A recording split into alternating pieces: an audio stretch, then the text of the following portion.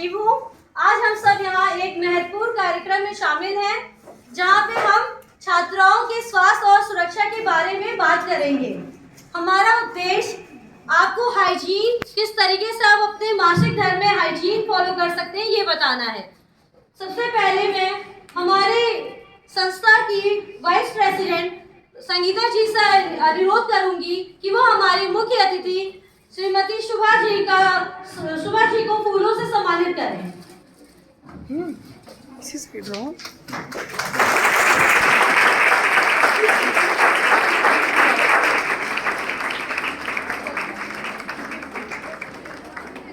बहुत बहुत धन्यवाद शुभा जी, आप हमारे इस कार्यक्रम में शामिल हुई। अब मैं अपने मुख्य अतिथि शुभा जी से चाहूंगी कि वो आप छात्राओं का मनोबल प्रोत्साहित करें और कुछ शब्द इस कार्यक्रम के अवसर पे बोलें। मैम लोग आई हैं और आज नेशनल गर्ल्स डे है, उसी के उपलक्ष्य में ये प्रोग्राम रखा गया है। आज यहाँ पे जो भी प्रोग्राम है, ये तो बहुत ही हर्ष और बहुत ही उसकी बात है कि यहाँ पे आज इन मैम लोगों ने इतना सोचा कि हमारे जो गर्ल्स हैं, हमारे स्कूल की स्टूडेंट्स हैं, उनके लिए एक प्रोग्राम ऑर्गेनाइज किया गया है। जैसा कि ये है प्रोग्राम आपकी पर्सनल हाइजीन को लेकर के रखा गया है। आपको मालूम है जैसे कि गर्ल्स हैं और इनके लिए पर्सनल हाइजीन एक ऐसी चीज होती है जो कि आप लोगों को हर मंथली इस चीज को फेस करना पड़ता है। जब बच्चे गर्ल्स जो है थोड़ा बड़ी होने लगती हैं, किशोरावस्था में आती हैं, तो उनको इस एक पीरियड्स जिसको लेकर के बच्चों में बहुत ज्यादा झेप होती है, इसको लेकर के बात करने के लिए एक दूसरे से बात शर्माते हैं, बच्चे बोलते नहीं है। इसी के अवेयरनेस को लेकर के एक ये यहाँ पे मैम लोगों ने पर्सनल हाइजीन, यहाँ पर अभी आपको मैम लोग बताएंगी कि पर्सनल हाइजीन हमारे लिए कितनी इम्पोर्टेंट है। जैसा कि मेंस्ट्रुअल साइकिल जो होती है, इसको हर गर्ल्स जब किशोरावस्था में आती है तो उसको फेस करती है, उसको इसके बारे में पूरी जानकारी नहीं होती है और वो इस बारे में किसी से भी बात करने के लिए भी बहुत संकोच करती है, हेजिटेट करती है कि मैं कैसे इसके बारे में किसी से पूछूं। या तो वो घर में कोई बड़ी बूढ़ी लेडीज होती हैं, अपनी माँ होती है, बड़ी बहन होती है, भाभी होती है, उनसे पूछती है। लेकिन ये बहुत अच्छी बात है कि आज ये अवेयरनेस का प्रोग्राम हमारे स्कूल में, हमारी क्लास में ये रखा गया है। ठीक है, जैसे कि ये मेंस्ट्रुअल साइकिल होती, इसको हम मासिक धर्म, मासिक चक्र, MC, पीरियड्स, इन अलग अलग नामों से जानते हैं। ये होता क्या है, ये भी आप लोगों को बहुत ऐसे बच्चे हैं जिनको इसके बारे में कुछ जानकारी ही नहीं है। क्यों होता है ये? एक जैसे बच्चे कहते हैं मैं ऐसा तो नहीं, मैं बीमार हो गया हूँ, एक अंदर से बच्चों के अंदर, गर्ल्स के अंदर ये लक्षणहीन भावना आ जाती है, लेकिन ये गलत है। ये सबसे बड़ा इंडिकेशन होता है किशोरावस्था के कि हम लोग हेल्दी हैं, हम लोग हेल्दी पर्सन हैं, हम हेल्दी गर्ल्स हैं, जो कि हम इस फेज को हर मंथ में टाइमली फेस कर रहे हैं। इसमें शर्माने की या हमको ये अंदर रहीन भावना आती कि हम बीमार हैं, नहीं, हम बीमार नहीं हैं, हम रिप्रोडक्टिव फिट हैं, हमारी बॉडी रिप्रोडक्शन के लिए बिल्कुल फिट है।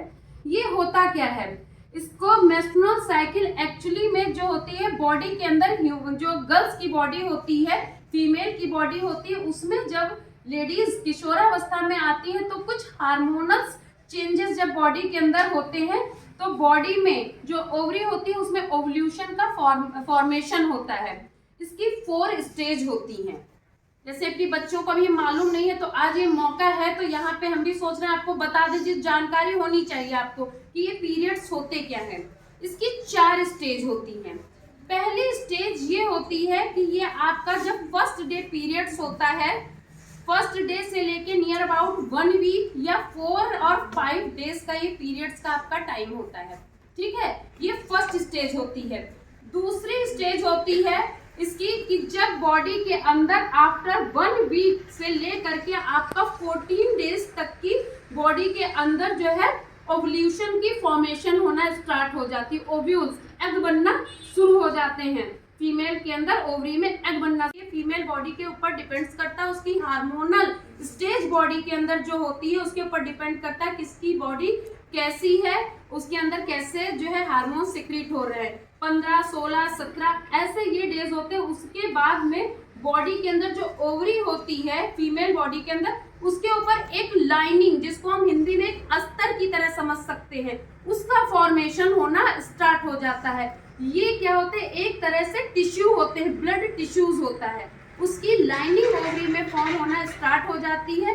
वो क्योंकि जब हमारा जो एग्स होते हैं, ओव्यूल्स होते हैं, वो फर्टिलाइजेशन के बाद उसको एक शीट, एक उसको गद्दी चाहिए होती है उस पे, जिससे कि वो सेफ रह सके।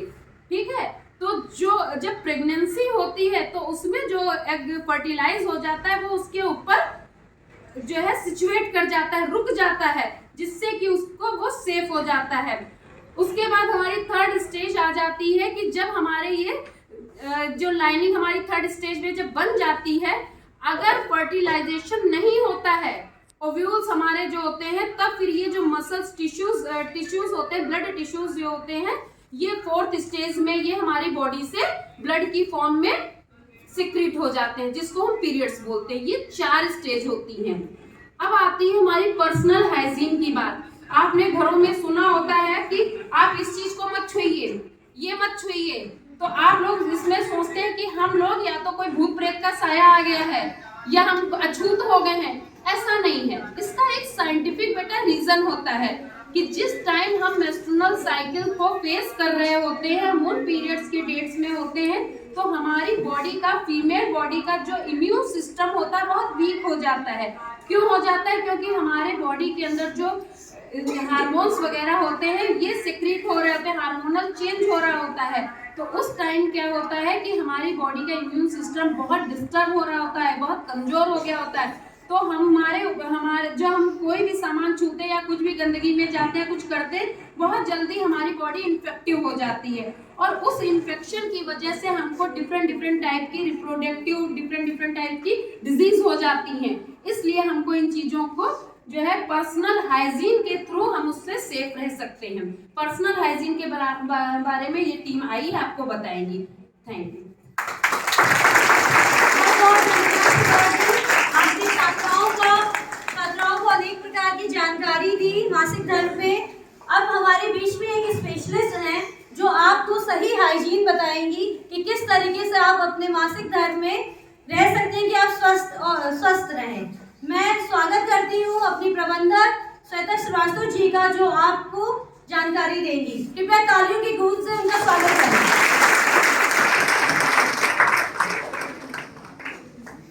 नमस्कार।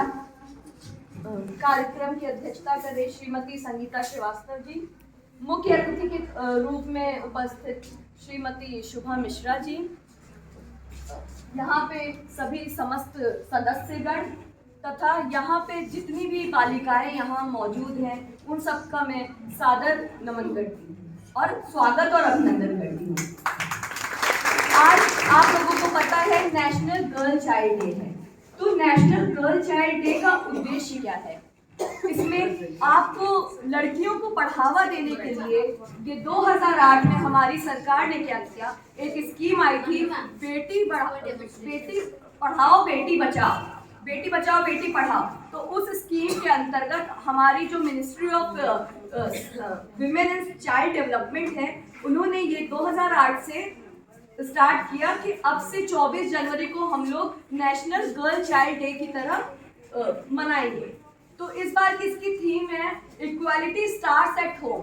इसका बहुत ही क्लियर मानना है कि जो समानता होती है हमारे घर से शुरू होती है। लेकिन जैसे आज हम लोग पर्सनल हाइजीन के बारे में बात करने आए हैं, और जब हम घर पे होते हैं, जब हम लोग को पीरियड्स होते हैं, अच्छा आप लोगों को पता है वर्ल्ड मेंस्ट्रुअल हाइजीन डे कब सेलिब्रेट करते हैं? यहाँ पे किसी को पता है?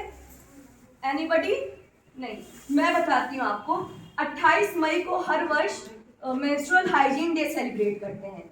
तो 28 मई को क्यों करते हैं? क्योंकि हमारा जो पीरियड्स होता है वो हर 28 दिन के बाद ज़्यादातर होता है।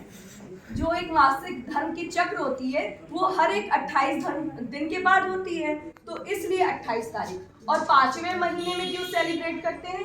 क्योंकि ज़्यादातर पीरियड्स कब तक रहता है? 5 दिन, कभी कभी वो 7 दिन तक एक्सटेंड हो जाता है, किसी किसी को कम भी होता है, किसी किसी को 2 दिन में खत्म हो जाता है। तो वो क्या, जो एनीमिक लोग होते हैं, हीमोग्लोबिन की कमी होती है, उनको क्या होता है 2 दिन में। तो ऐसे लोगों को जरूर ही डॉक्टर को कंसल्ट करना चाहिए। मेंस्ट्रुअल हाइजीन केवल पर्सनल हाइजीन नहीं है, ये सार्वजनिक पूरी तरीके से ओवरऑल हाइजीन है। उसमें आपको ध्यान देना होगा कि आप लोग कहते हैं इसमें बाल ना धुलो, नहाओ मत, ऐसा कुछ नहीं है। आप बिल्कुल नहा सकते हैं, गुनगुने पानी से नहाएंगे तो और अच्छा है। आपके जो पीरियड क्रैम्प्स होते हैं, सबके यहाँ पे बहुत सारी लड़कियां होती हैं, उन्हें फेस करना पड़ता है कि उन्हें बहुत ज़्यादा पेट में, कमर में, जोड़ों में दर्द होता है। तो इसके लिए नहीं, इसके लिए हीट थेरेपी आती है। आप क्या कर सकते हैं, बॉटल में गर्म पानी करके उससे सेकाई कर सकते हैं, गुनगुने पानी से नहा सकते हैं।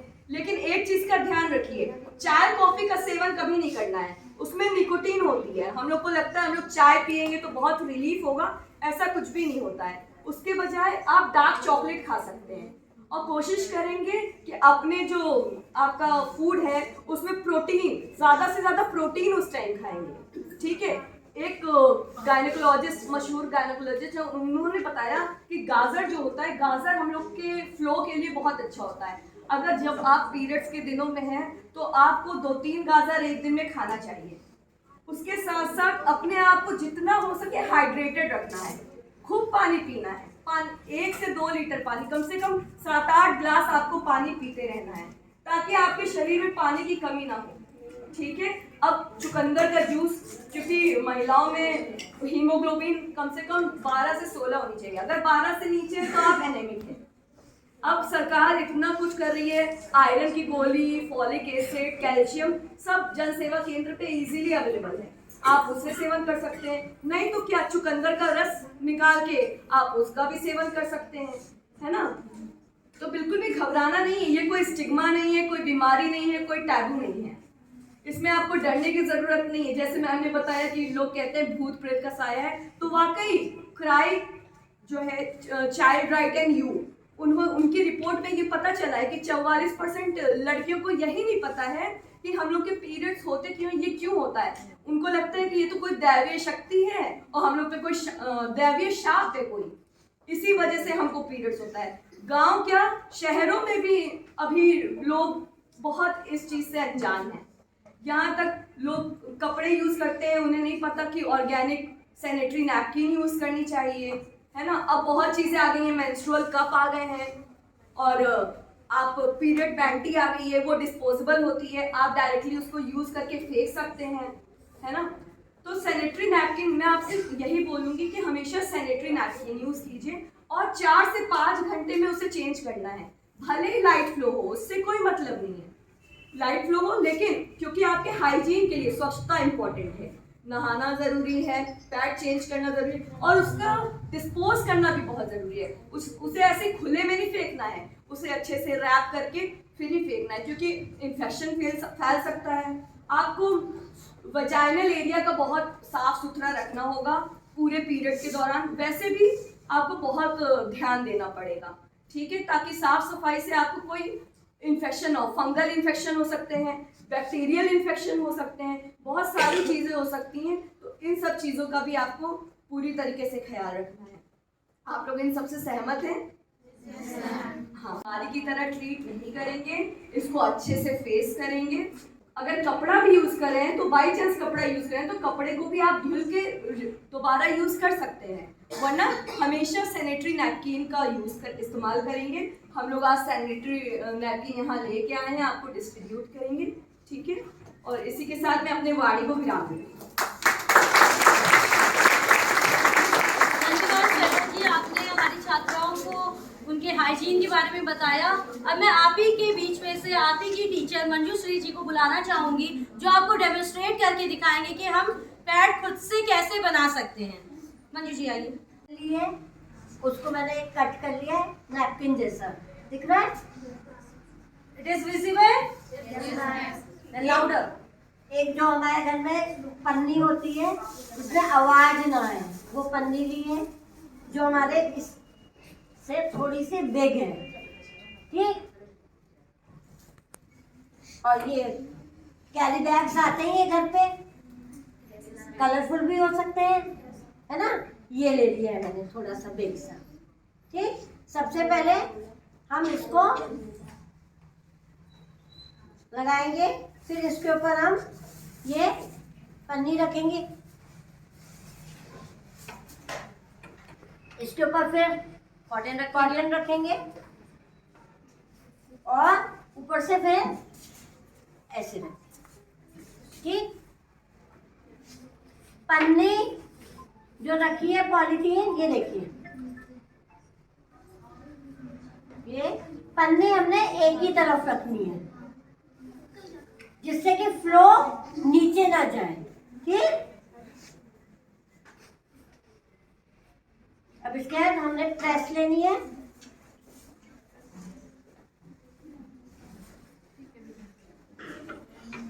और इसके साइड में सब तरफ से प्रेस कर देनी है, तो ये क्या होगा, पन्नी चिपक जाएगी। साइड जो टेप होता ही है, ये हम यूज करेंगे। फिर सीजर से हमें कट कर लेना है। ये इसके बाद इसको, इसका जैसे शेप होता है रफली हमें काटना है।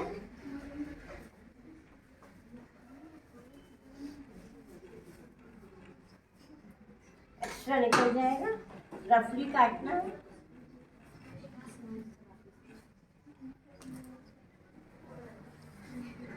ये और साइड से जैसा थोड़े विंग्स निकले होते हैं उस तरीके का कट कर देना।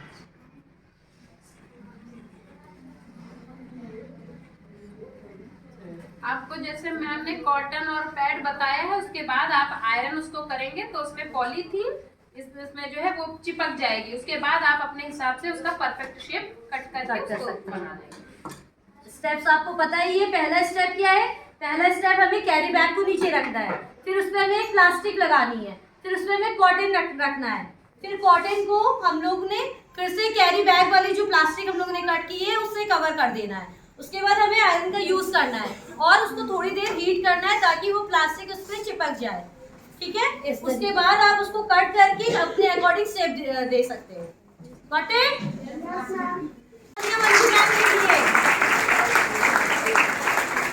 और इसी के साथ मंजू मैम को हमारी संस्था एक अप्रिशिएशन सर्टिफिकेट भी प्रोवाइड करेगी इस प्रोग्राम के बाद।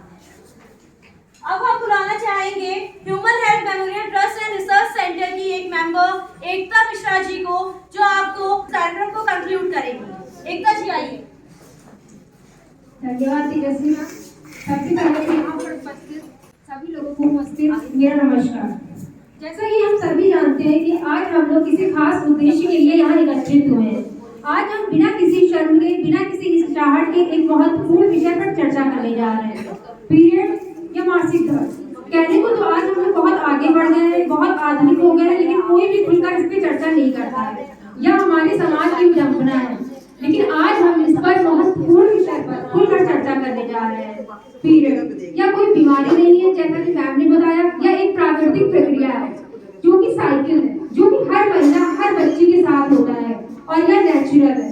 जैसा कि हमें पहले जमाने बताया जाता था, जब पीरियड से लड़की होती थी, यहाँ मत जाओ, ये मत छुओ, भगवान को मत छुओ, मंदिर मत जाओ, तो ये सब बेकार की बातें हैं, इन पर ध्यान देने की जरूरत नहीं है। बस जरूरत है तो हमें अपनी पर्सनल हाइजीन का ध्यान रखने की। इसीलिए ज्यादा से ज्यादा ऐसी कंडीशन में अपनी हाइजीन का ध्यान रखिए और गंदे कपड़े, कॉटन का इस्तेमाल ना करिए, ज्यादा से ज्यादा सेफ्टी पैड का इस्तेमाल करिए और लोगों को भी जागरूक करिए, जिससे वो लोग भी इससे जागरूक हो सके और अपने आसपास के लोगों को जागरूक करें। आज इस कार्यक्रम के पीछे हमारा उद्देश्य यही है, आपको जागरूक करना। कहते हैं जब एक महिला स्वस्थ होती है तो उसका परिवार स्वस्थ होता है, जब परिवार स्वस्थ होता है तब एक स्वस्थ समाज का निर्माण होता है। यही पर मैं अपनी वाणी को विराम देती हूँ। धन्यवाद। अनुरोध करती हूँ कि एक एक करके यहाँ आए और पैड स्वीकार करें और किसी भी छात्रा को अपना विचार व्यक्त करना है तो वो हम उनके विचारों का स्वागत और अभिनंदन करते हैं।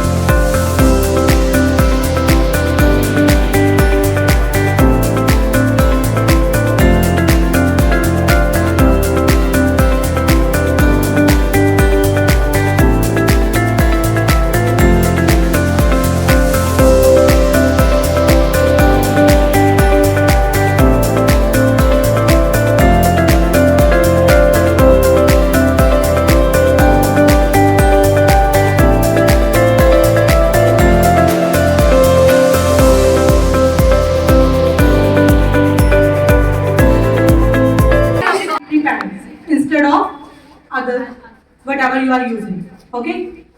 तो अगर मैं बात करूँ पुराने टाइम की, तो पीरियड्स एक बहुत बड़ा इशू टाइप हम सबके सामने था।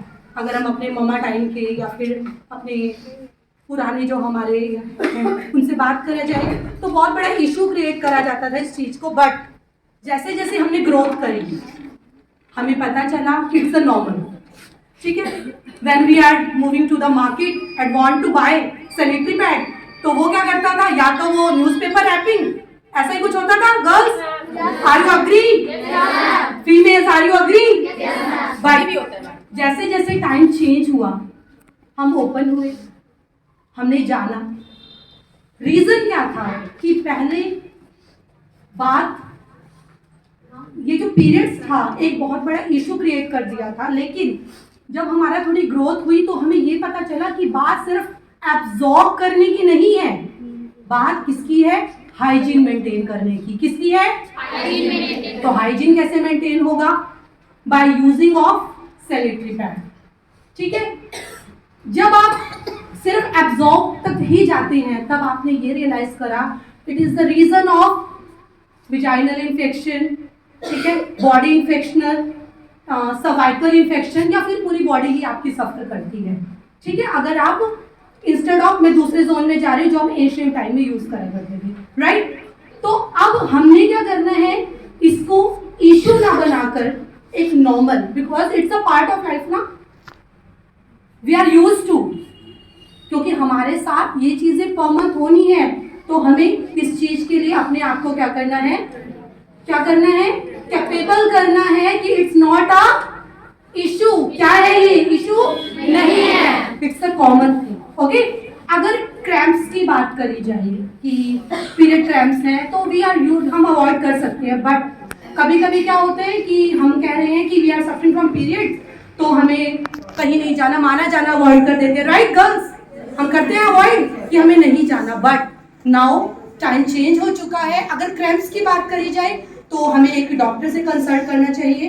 बट अगर एक नॉर्मल है, हम इस लायक हैं, तो अपने आप को डाउन न समझकर we are ready to do every type of work. So I think जितना मैंने आपको बताया है आपको समझ आ चुका होगा, राइट गर्ल्स, ठीक है। तो जो एक शुरुआत करी है श्री राम अकेडमी ने with the help of this facility, तो हम भी उनको सपोर्ट करेंगे। So thanks to all of you. Thank you Tapasya ma'am, आपने बहुत ही अच्छे से पूरा सार दिया, पूरे प्रोग्राम का सार दिया। अब इसी के साथ हम लोग नीचे की ओर बढ़ेंगे, पूरे लोग, सारे बच्चे लाइन में एक तरीके से हम लोग को ग्रुप पिक्चर लेंगे, ठीक है। आप लोग क्या सैनिटरी नैपकिन अपने साथ लेके चलेंगे और उसकी पिक हम लोग उसके साथ पिक्चर लेंगे, ठीक है। तो फिर ठीक है, साइलेंस मेंटेन करके एक लाइन बनाइए और फिर हम लोग